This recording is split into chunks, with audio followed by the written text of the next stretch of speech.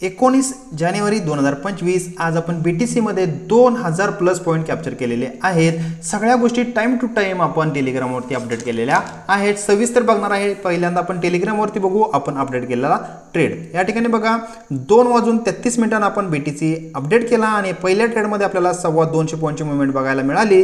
त्यानंतर important level आहे असं सांगितलं आणि तिथूनच मार्केट रिव्हर्स झालेलं दिसून येतं। त्यानंतर आपण री एंट्री घेतली 2:52 आणि तिथून एक चांगला मोमेंटम आपल्याला बघायला मिळाला। आता सविस्तर चर्चा आपण चार्ट वरती करणार आहे।